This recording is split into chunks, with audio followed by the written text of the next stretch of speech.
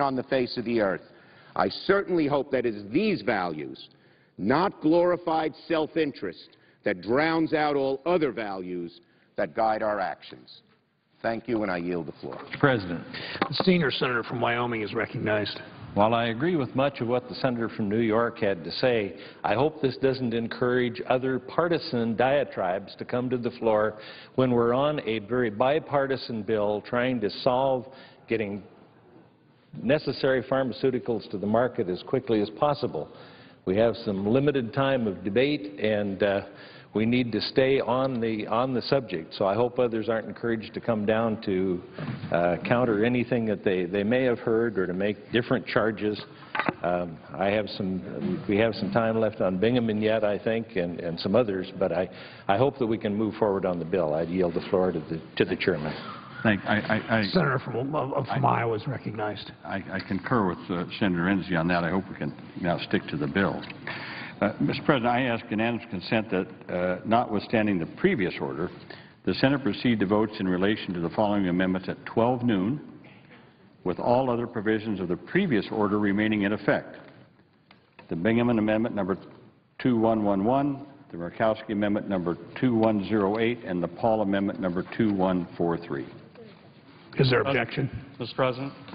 Senator from Louisiana. Mr. President, reserving the right to object, and I don't want to object. I just want to ensure that I'll have the 10 minutes in support of the Bingaman-Vitter Amendment before the vote that was promised to me and to speak. Mr. President, I understand Senator there is not 10 minutes. Senator from Louisiana is notified there is not 10 minutes remaining in support of that amendment.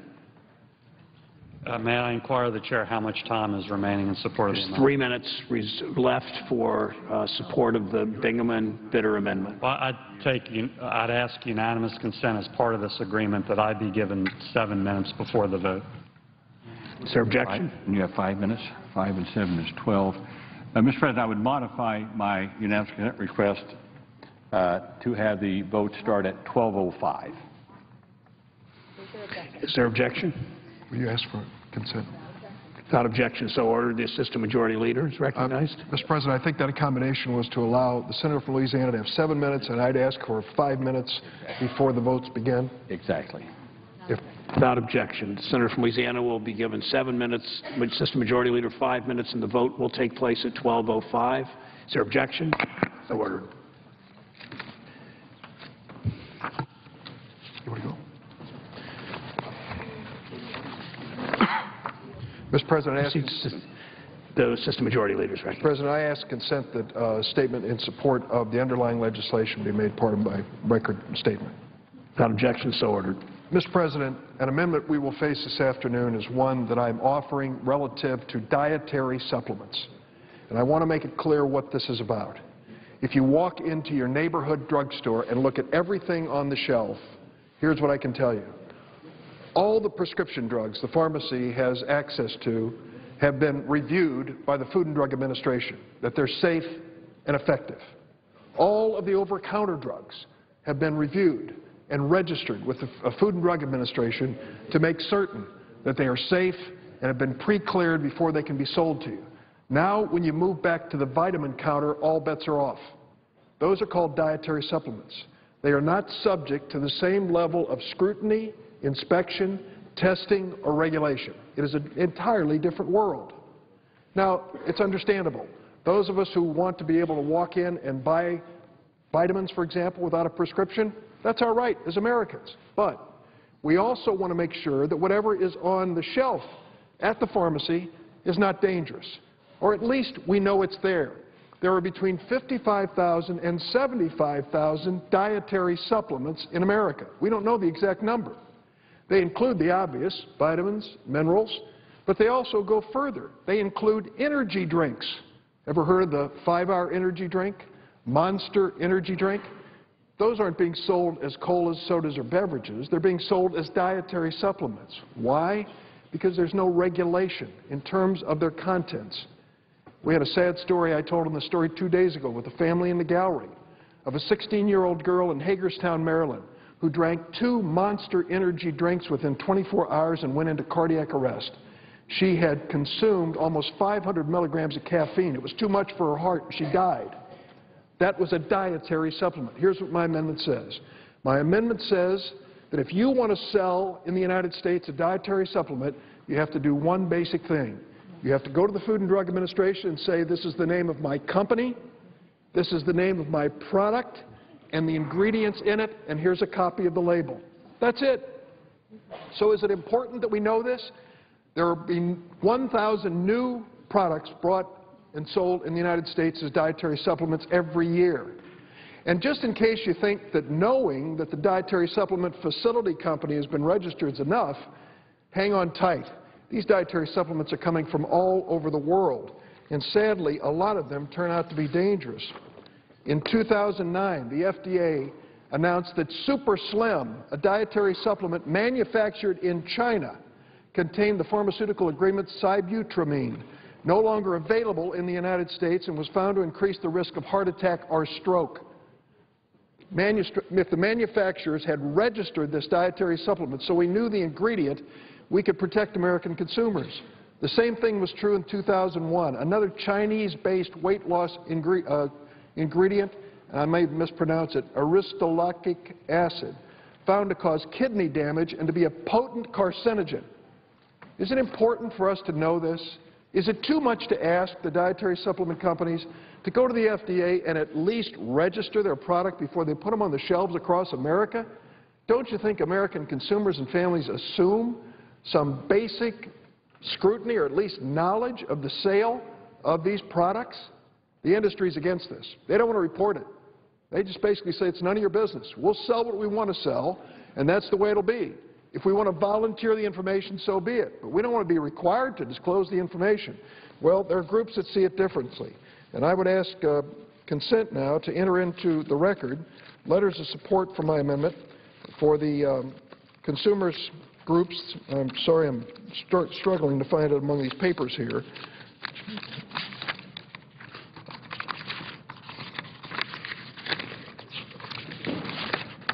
Center for Science and the Public Interest, as well as the Consumers Union in support of this amendment. I ask my colleagues when this comes before us, before we have another death in America from a dietary supplement from China, India, Mexico, or even in the United States, shouldn't we require the most basic information so we know the name of the company, the ingredients in the product, and what the label looks like? The FDA has asked for this information. They asked expressly for this information. To say that it's a burden on them, they've already asked for it. So I ask my colleagues when this amendment comes up later this afternoon that they support this in the best interest of protecting American families and consumers, and I yield the floor. Mr. President. Nice. Thank you, Mr. President. Mr. President, I rise to strongly support the upcoming Bingham and Vitter amendment, which is basically an amendment form the Bingham and Vitter Fair Generics Act that would stop an escalating trend in the drug industry, which is pay-for-delay deals between a generic manufacturer and a big pharmaceutical manufacturer. Over the last several years, we've seen a huge increase, and we've seen this trend grow from modest to a raging trend. And it's anti-competitive. It's pay-for-delay deals in which the brand-name drug maker pays off or settles with a first-to-file generic drug maker, often restricting generic market entry for years into the future. Now, as prescription drug prices have exploded and put real pressure and a real burden on many Americans' budgets, these deals are counterproductive because they're making medications that should be more affordable in terms of coming onto the market. They're postponing them, paying for delay, holding them off the market for longer and longer. The FTC has compiled data and made clear that this trend is happening. And the FTC, an official government agency, has said, quote, the continued trends of record numbers of brands and generics resolving patent litigation prior to a final court decision yields, quote, significant numbers of such settlements potentially involving pay for delay, close quote. Pay for delay Those were the FTC's words. In 2004, the FTC had identified 0 of those sorts of pay-for-delay deals. 2006, it was up to 14. 2011, that had doubled to 28. Clearly, it's a big trend. Quote, 28 final settlements that contain both compensation to the generic manufacturer and a restriction on the generic manufacturer's ability to market its product, close quote, pay for delay. Now, this fair generics bill, through this amendment, fixes the problem. You know, that was the intent of the original Hatch-Waxman language, but there was a loophole there that has been exploited in this pay-for-delay deal, because the first filer is granted exclusivity, even if the first filer is paid off and settles and doesn't pursue its ability to enter the market. The Fair Generics Act would fix that, and it would basically outlaw that sort of parking of generics. And so it would realign and reaffirm the incentive and reward, not just for filing first, but for successfully challenging and invalidating a patent. And so we would move the first filing exclusivity to a reward for filing and also successfully invalidating a patent. It's a realistic proposal. It would allow the first filer certainly to follow through on that filing. It would incent it, encourage it. But also, if that's not going to happen, it would allow subsequent filers to litigate, invalidate the patent, and thereby gain ability to enter the marketplace. I really think this was the intent of Hatch-Waxman. Unfortunately, there is a loophole that's been exploited in Hatch-Waxman that has led to these serious pay-for-delay cases. And again, this is an escalating trend, and it's growing and growing and growing. I have no doubt that when we get the numbers for 2012, it's going to be significantly above the 2011 number of 28. So to simplify it, if a first filer does not enter into a settlement with a restricted and delayed market entry date, and if it does diligently challenge and invalidate a patent, nothing changes under present law. The current 6-month market exclusivity reward remains. So that incentive, that reward, absolutely remains. However, if that doesn't happen and the first filer just wants to settle or park its filing and its generic, a subsequent filer would have an ability to step up and challenge the patent. And if it won, it would have market access. This solution provides more litigation certainty. We propose basically a use-it-or-lose-it statute for the brand name to sue the generic within the 45-day window. Current law provides a brand manufacturer a 30-month stay if they sue the generic within the 45-month window, but still allows a suit after. So again, I believe this is a reasonable and measured approach. This is not as draconian or dramatic an approach as other proposals in the Senate. I believe this is a middle ground, and I believe this honors and gets us back to the original intent on this subject of Hatch-Waxman. But it is a measured response to this escalating trend we clearly see that the FTC has objectively identified and measured of so-called pay-for-delay arrangements. So in conclusion, Mr. President, again, the goal of Hatch-Waxman was to bring generics to the market more quickly. This approach, the Fair Generics Act, will do that. There are anti-competitive deals that are being struck more and more often, pay for delay, and they're becoming much more prevalent, and they're hurting American families. The mega-lobbyist pharmaceutical industry, of course, opposes this reform because, quite frankly, those pay-for-delay deals are a way to buy more exclusivity and keep generics off the market longer. But that's not in the interest of the consumer. It's time to stand up to them, to have some courage, to stand up to Big Pharma and say, we're going to preserve your exclusivity for developing a drug, but we're not going to let you buy off generics and unfairly extend that time period. We're going to let generics come to market in a reasonable time.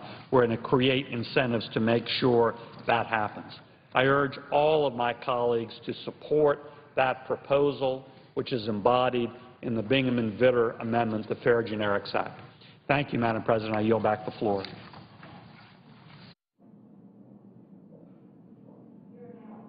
Equally divided on the Bingham vote on the Bingham Amendment. Madam President, first I ask for the yeas and nays on the Bingham Amendment. Is there a sufficient second? There appears to be. The yeas and nays are ordered. Madam President, first let me thank my colleague, Senator Vitter, for his comments and his strong support for this amendment, and thank all the other co-sponsors of the legislation. If you're interested in promoting competition in the health care field so that we can keep prices down, then you need to support this amendment. That's exactly what this does. Under our law in this country, we provide exclusive rights to a company that develops a drug to sell that drug during the time that that patent is in effect. But what we're concerned with here is that after that patent is no longer valid, companies are still extending their exclusivity, extending their time when they don't have any competition by entering into these agreements. So we think that they can settle their disputes. We don't have a problem there, but they cannot keep other generic manufacturers from coming to market who also have demonstrated the invalidity of the patent. If you're worried about the cost of health care to the federal government's paying too much for prescription drugs because of this flaw in the Hatch-Waxman Act that we're trying to correct. If you're worried about keeping prices down for hospitals and insurance companies and consumers, this amendment will help to do that. I urge my colleagues to support the amendment. Madam President. Senator from Wyoming. Madam President, I rise today to oppose the amendment addressing the patent settlements for generic drugs. I'm sympathetic to the intent of the sponsors of this amendment. I believe that the drug patent settlements can be improper and could be unfairly increasing drug prices for consumers. If that's happening, in fact, we should stop the bad settlements and encourage the ones that do work. The problem with this amendment is that its scope is much broader and could lead to unintended consequences that could harm consumers and increase costs, and that's why I have to oppose it. Not all patent settlements are abusive. They do not all lead to higher costs. In fact, according to one recent study by RBC Capital Markets, patent settlements helped expedite 24 of 37 most recent generic drug approvals. If it works in 24 out of 37 of the cases, we ought to figure out the way to eliminate the other 13, but not all of them. So I would ask that we oppose this amendment and continue to work on it. I yield the floor. The question is on the amendment. The yeas and nays were previously ordered. This is a 60-vote threshold. The clerk will call the roll. Mr. Akaka, Mr. Alexander,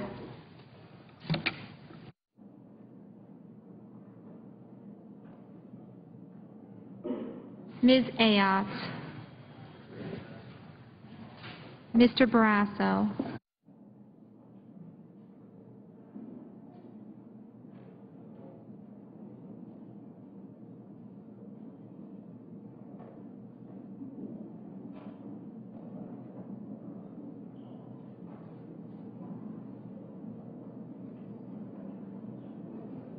Mr. Baucus, Mr. Begich, Mr. Bennett, Mr. Bingaman, Mr. Blumenthal, Mr. Blunt, Mr. Bozeman, Mrs. Boxer, Mr. Brown of Massachusetts, Mr. Brown of Ohio, Mr. Burr,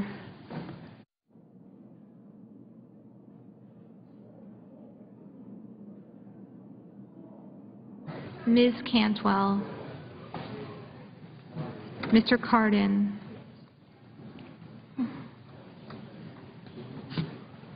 Mr. Carper, Mr. Casey, Mr. Chambliss, Mr. Coates, Mr. Coburn, Mr. Cochran, Ms. Collins, Mr. Conrad, Mr. Coons, Mr. Corker, Mr. Cornyn, Mr. Crapo, Mr. DeMint,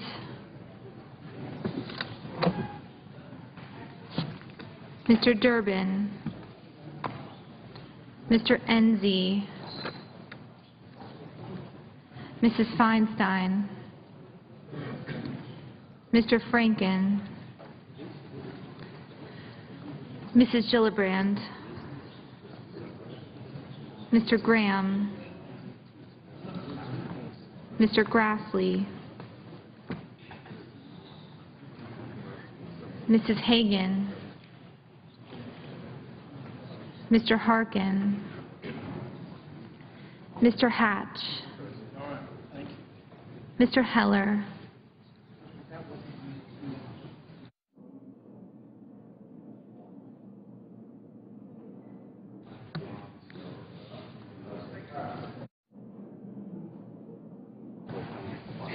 Mr. Hoven, Mrs. Hutchison,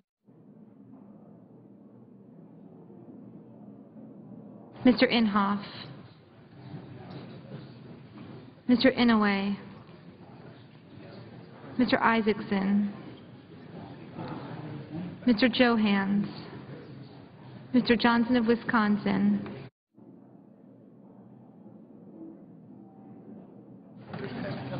Mr. Johnson of South Dakota, Mr. Kerry,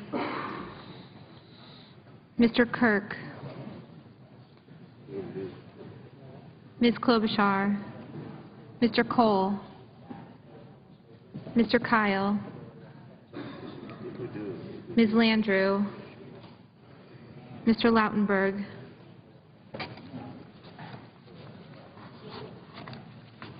Mr. Leahy, Mr. Lee, Mr. Levin, Mr. Lieberman, Mr. Lugar, Mr. Manchin, Mr. McCain, Mrs. McCaskill, Mr. McConnell, Mr. Menendez, Mr. Merkley, Ms. Mikulski, Mr. Moran, Ms. Murkowski, Mrs. Murray,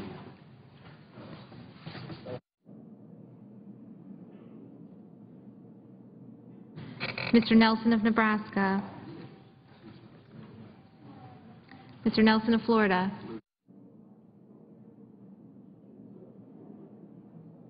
Mr. Paul, Mr. Portman, Mr. Pryor, Mr. Reed of Rhode Island, Mr. Reed of Nevada, Mr. Risch,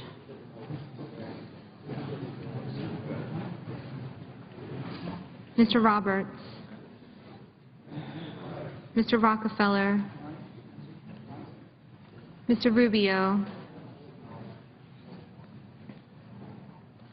Mr. Sanders, Mr. Schumer, Mr. Sessions, Mrs. Shaheen, Mr. Shelby, Ms. Snow, Ms. Stabenow,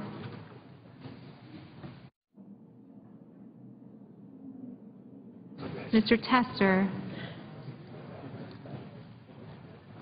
Mr. Thune,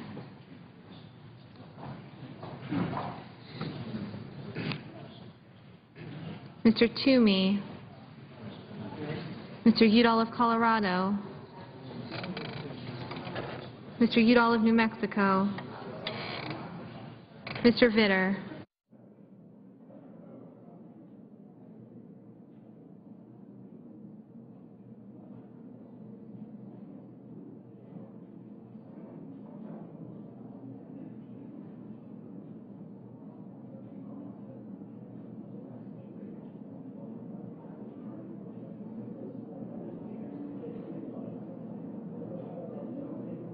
Mr. Warner,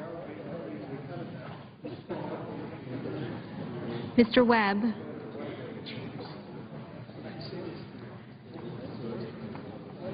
Mr. Whitehouse,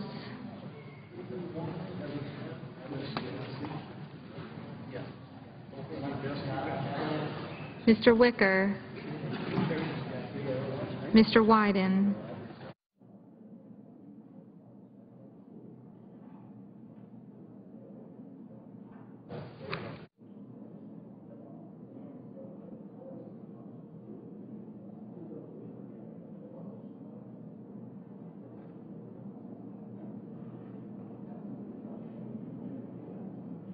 Senators voting in the affirmative: Bingaman, Inouye, and Vitter. Senators voting in the negative: Alexander, Blunt, Bozeman, Coates, Coburn, Enzi, Hagan, Harkin, Lautenberg, Lugar, Reed of Nevada, Tester, and Thune.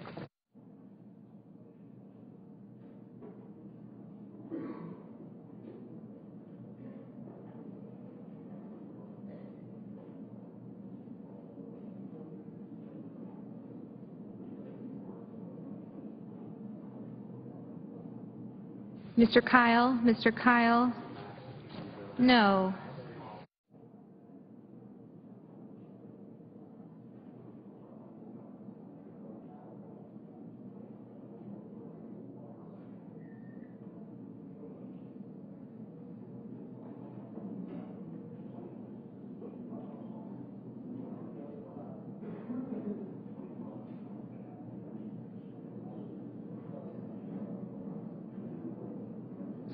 Mr. Isaacson, no. Mr. Franken, aye.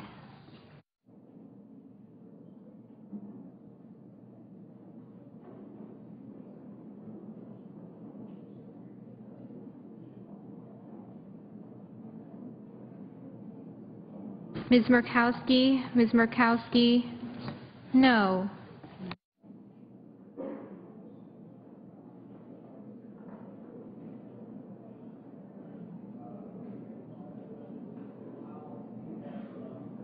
Mr. Conrad, aye.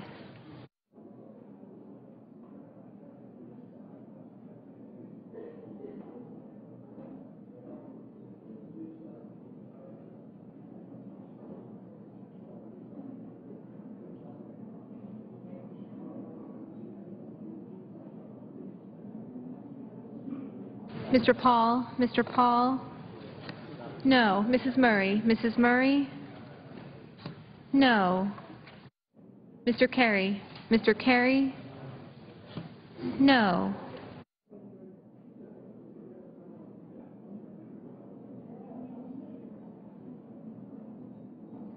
Mr. Heller, no. Mr. Shelby, no.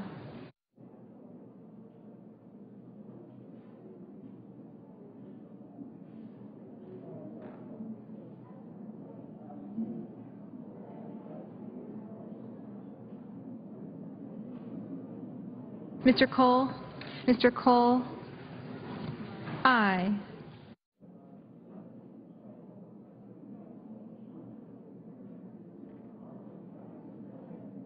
Mr. Sanders, Mr. Sanders, aye.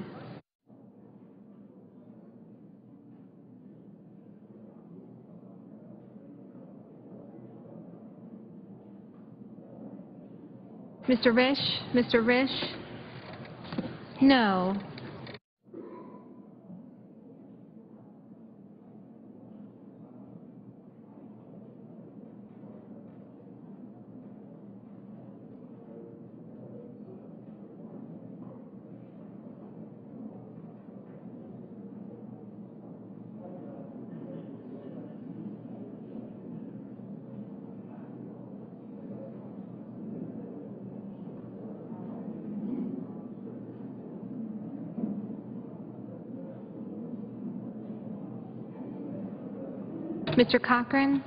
Mr. Cochran, no.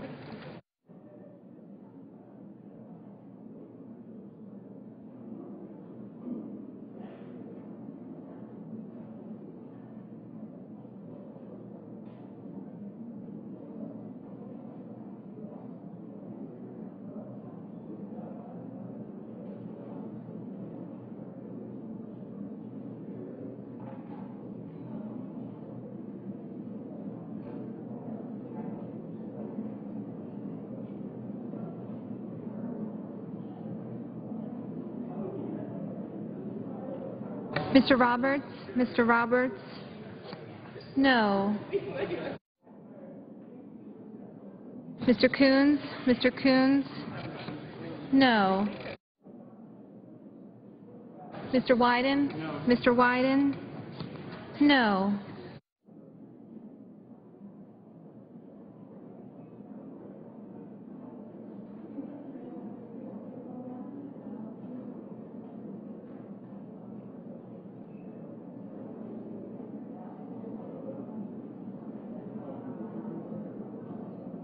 Mr. Rockefeller, no.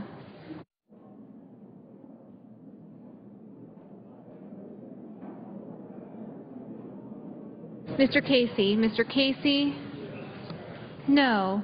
Mr. Nelson of Florida, no.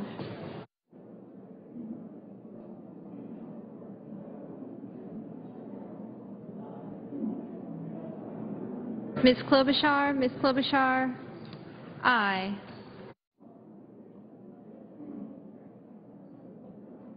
Mr. Brown of Massachusetts, no.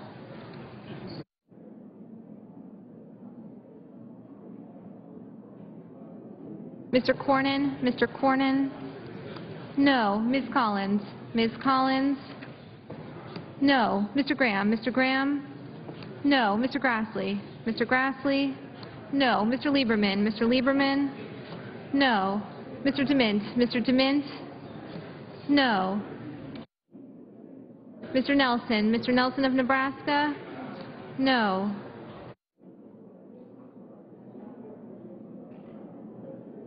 Mr.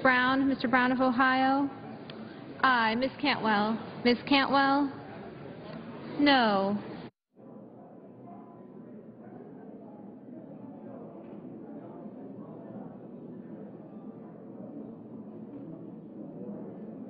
Ms. Ayotte, no. Mr. Portman, no. Mrs. McCaskill, no. Mr. Hoeven,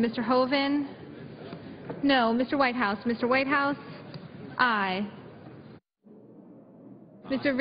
Reid of Rhode Island, aye. Mr. McConnell, no. Mr. Sessions, no. Mr. Moran, no.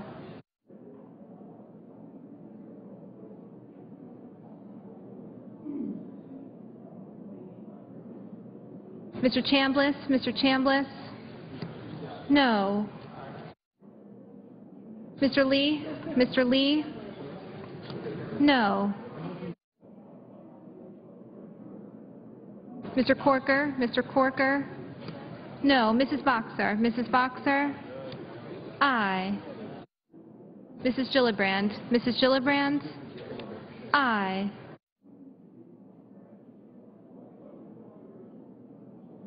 Mr. Rubio? Mr. Rubio? No.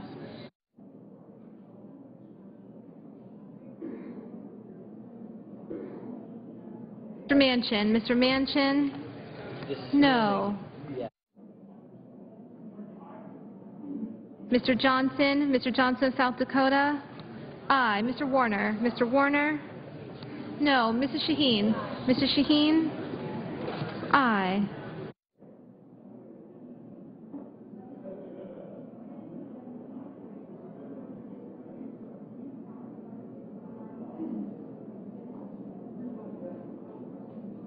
Mr. Durbin? Mr. Durbin? Aye. Mr. Johnson? Mr. Johnson of Wisconsin? No. Mr. Baucus? Mr. Baucus? No. Mr. Wicker? Mr. Wicker? No. Mr. Begich? Mr. Begich? No. Mr. Burr? Mr. Burr? No. Mr. Bennett? Mr. Bennett?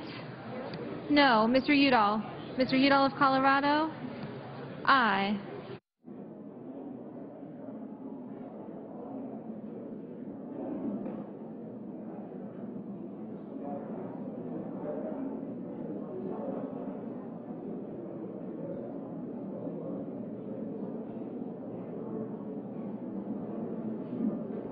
Mr.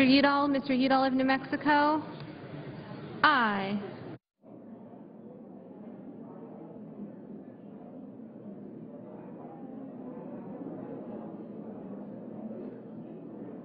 Mrs. Feinstein? Mrs. Feinstein?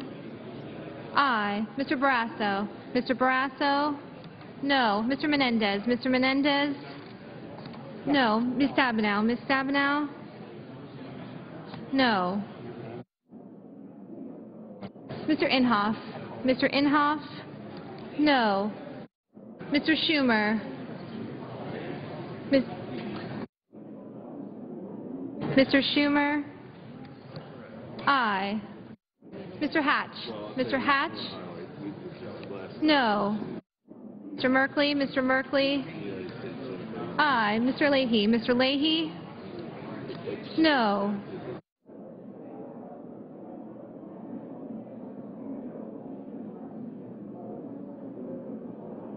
Mr. Levin? Mr. Levin? Aye. Ms. Landrieu? Ms. Landrieu? No. Mr. Cardin? Mr. Cardin? Aye. Mr. McCain? Mr. McCain? Aye. Mr. Pryor? Mr. Pryor? Aye. Mr. Webb? Mr. Webb? Aye. Ms. Snow? Ms. Snow? Aye. Mr. Toomey? Mr. Toomey?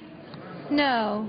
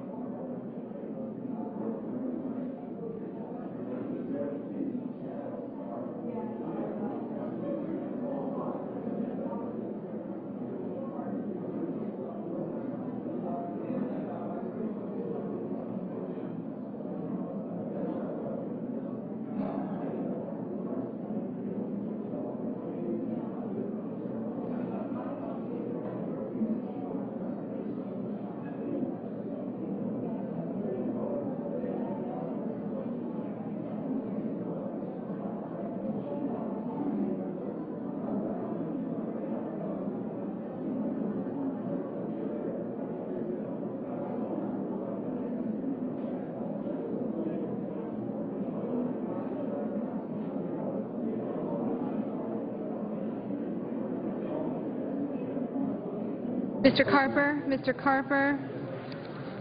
No. Mr. Johans? Mr. Johans? No.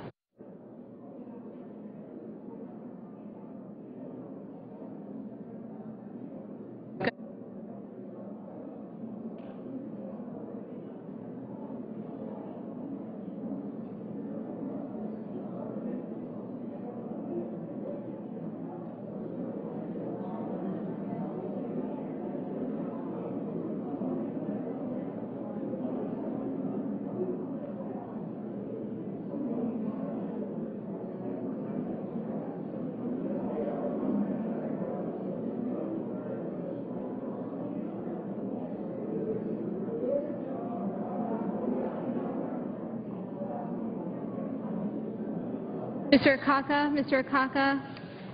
Aye.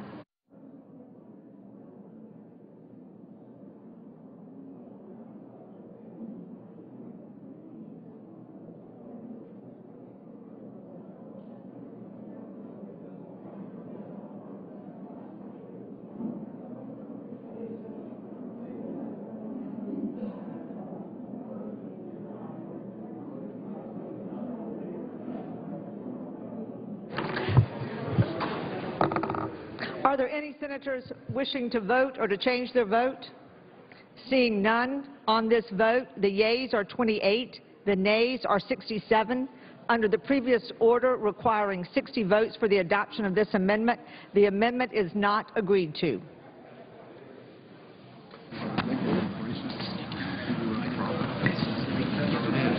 Madam President? The senator from Iowa. Madam President, I understand.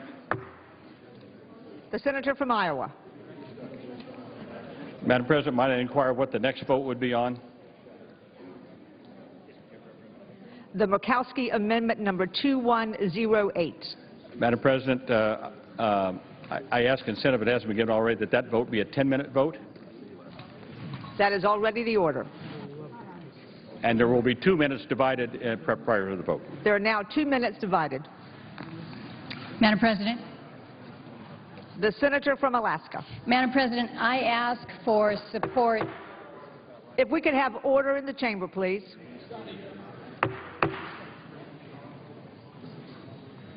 The senator from Alaska. Madam President, I ask for support of the amendment that's before us. This is an amendment that will actually strengthen the role of NOAA as the federal agency that has oversight over our fisheries.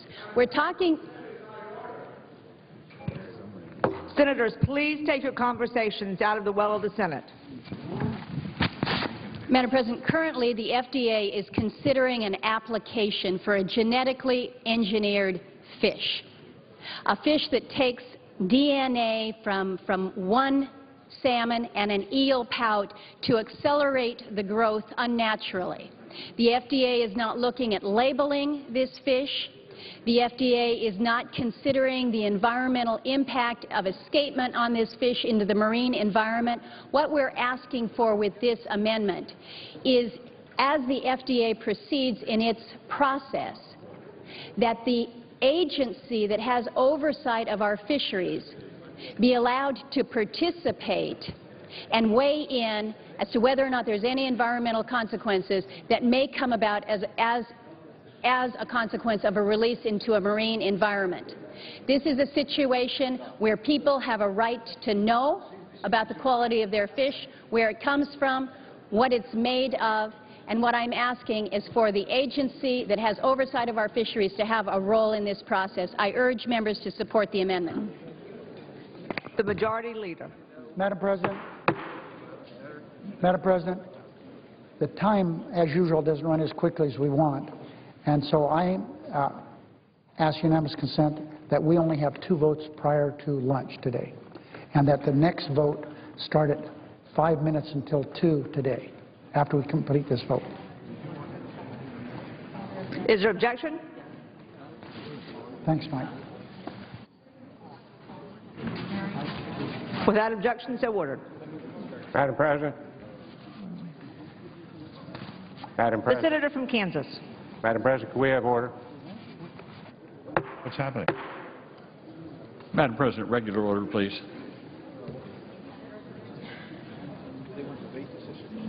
For what purpose is the senator seeking recognition?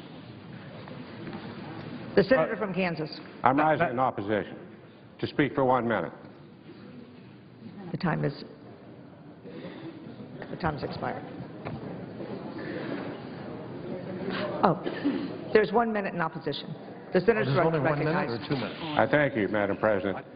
I fear this legislation would insert Congress in the scientific process of approving applications that we have entrusted to FDA. This application has been pending at FDA for over 15 years. We should allow the... Can we have order in the Senate, please? I appreciate that, Madam President.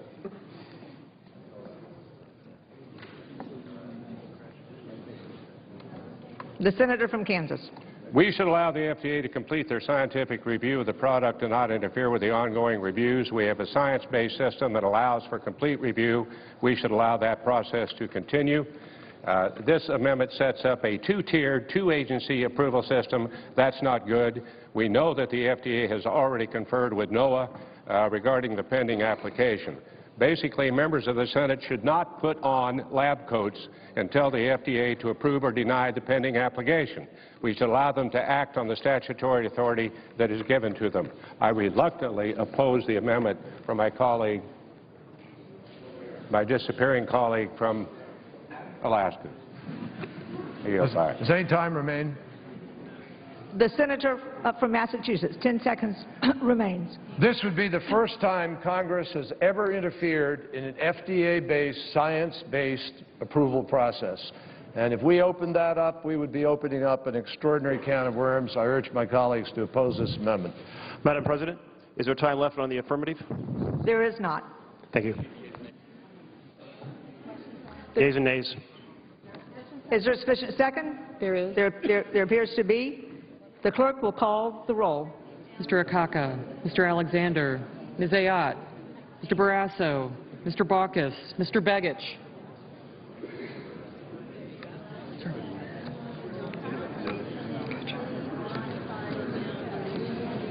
Mr. Bennett. Stop around now.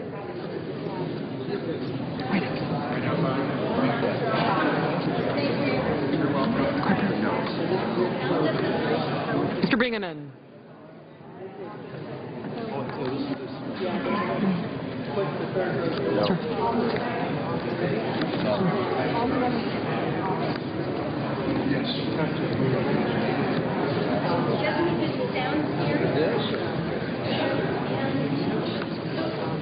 Mr. Blumenthal, Mr. Blunt.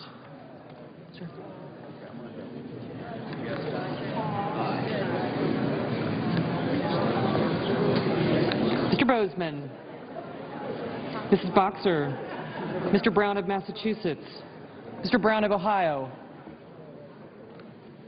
Mr. Burr, Ms. Cantwell,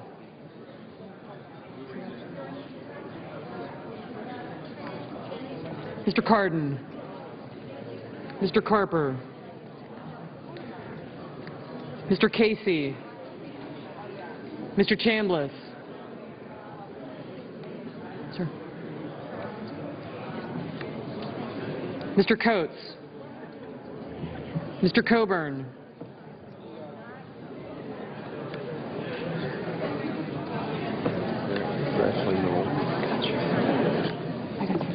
No. Thank you. You're not. Thanks. Sure. Mr. Cochran, Ms. Collins, Mr. Conrad, Mr. Coons, Mr. Corker, Mr. Cornyn,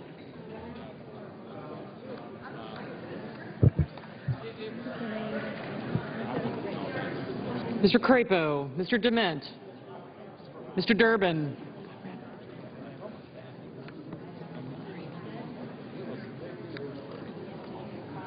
Mr. Enzi, Mrs. Feinstein, Mr. Franken,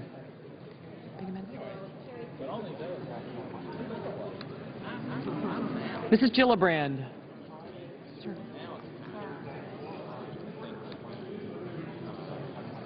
Mr. Graham, Mr. Grassley, Mrs. Hagan,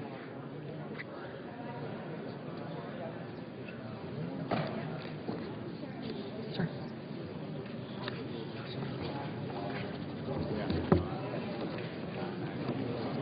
I agree. I think we need to do everything we need to Mr. Harkin, Mr. Hatch, Mr. Heller, Mr. Hoven, yes, I do. Mrs. Hutchison, Mr. Inhofe, Mr. Inouye,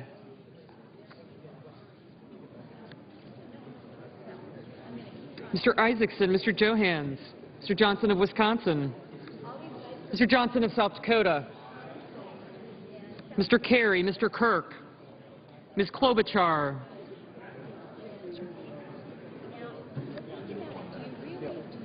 Mr. Cole, Mr. Kyle, Ms. Landrieu,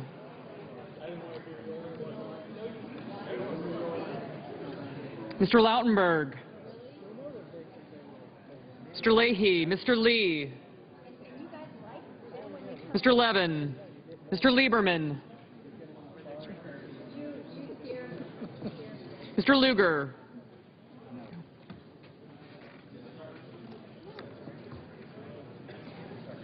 Mr. Manchin, Mr. McCain,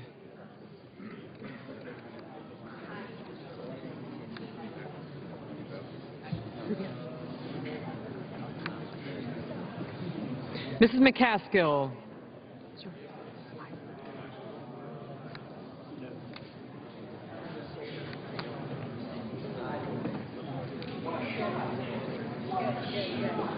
Mr. McConnell,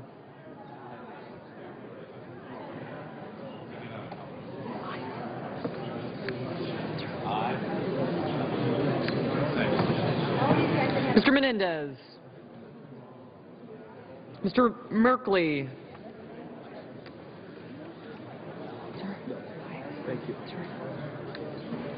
Ms. Mikulski, Mr. Moran, Ms. Murkowski, Mrs. Murray, Mr. Nelson of Nebraska, Mr. Nelson of Florida,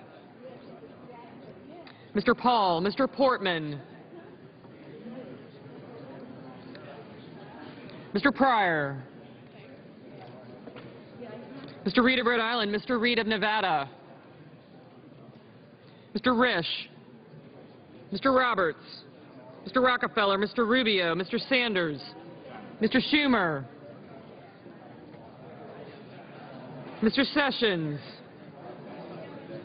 Mrs. Shaheen, Mr. Shelby, Ms. Snow, Ms. Stabenow, Mr. Tester, Mr. Thune, Mr. Toomey, Mr. Udall of Colorado, Mr. Udall of New Mexico, Mr. Vitter, Mr. Warner, Mr. Webb, Mr. Whitehouse, Mr. Wicker, Mr. Wyden,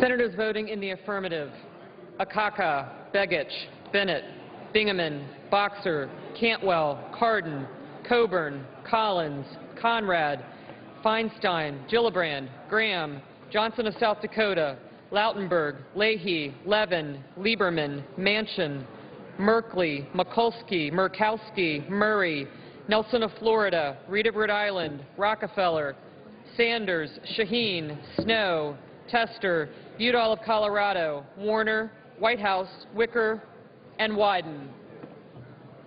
Ms. Ayotte. Ms. Ayotte. Aye. Mr. Cole. Senators voting in the negative: Barrasso, Brown of Massachusetts, Burr, Carper, Casey, Coons, Corker, Cornyn, DeMint, Enzi, Grassley, Hagan, Heller, Hoeven, Inhofe, Isaacson, Johans, Johnson of Wisconsin, Kerry, Cole, Kyle, Lee, Lugar, Moran, Nelson of Nebraska, Paul, Pryor, Roberts, Rubio, Shelby, Thune, Vitter, and Webb.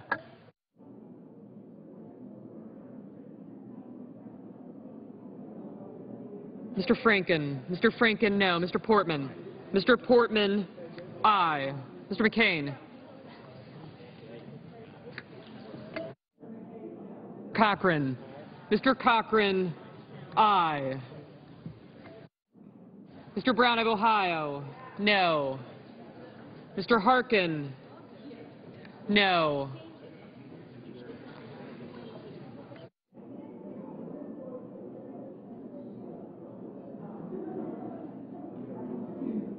Mr. Toomey, no. McConnell. Mr. McConnell, no. Mr. Sessions. Mr. Sessions, no.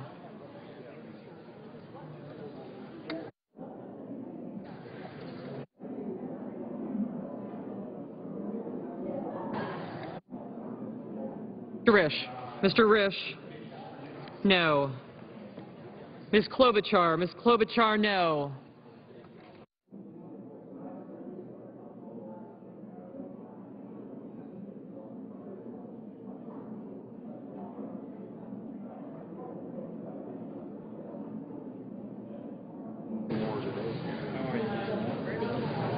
Mr. Durbin. Mr. Durbin, aye. Mr. Hatch. Mr. Hatch, no. Mr. Reed. Mr. Reed of Nevada, aye.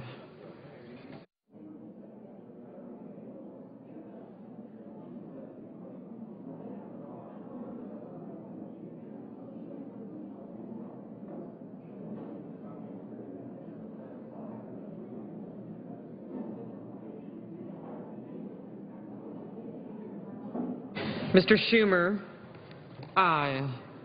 Ms. Landrieu. Ms. Landrieu, aye. Mr. Menendez. Mr. Menendez, aye. Mr. Baucus. Mr. Baucus, aye.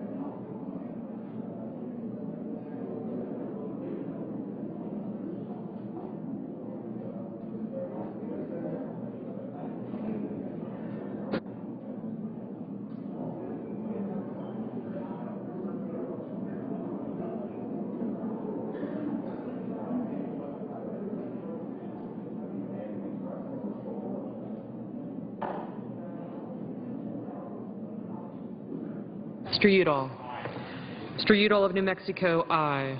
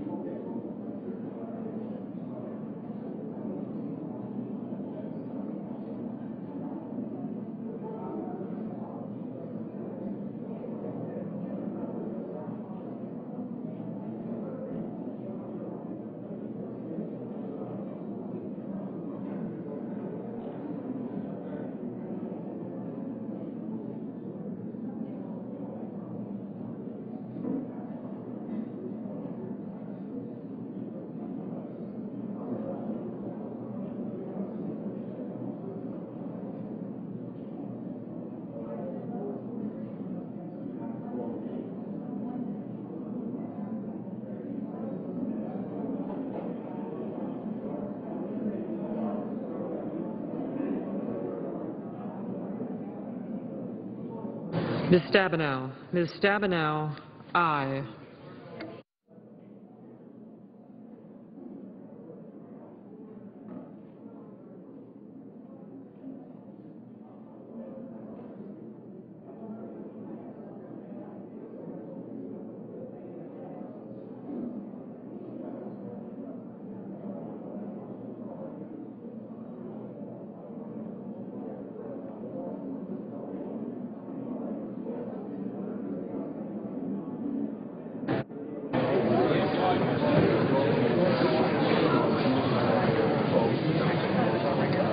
Inouye.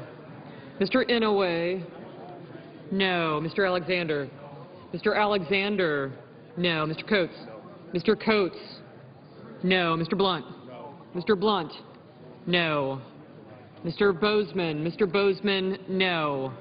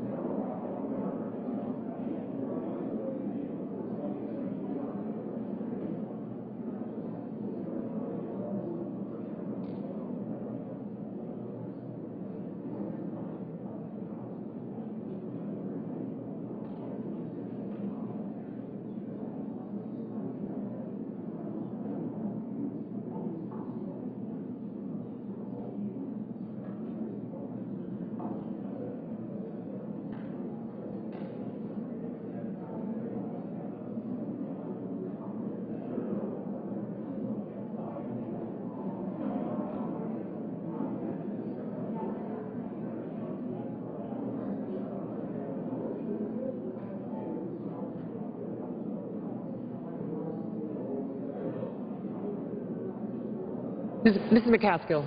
Mrs. McCaskill, no.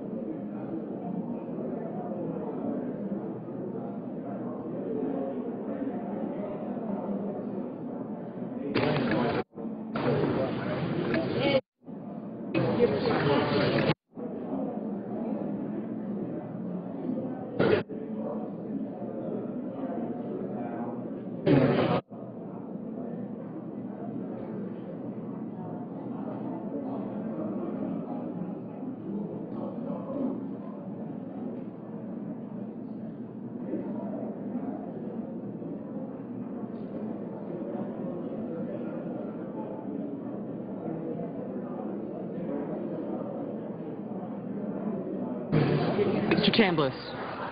Mr. Chambliss, no.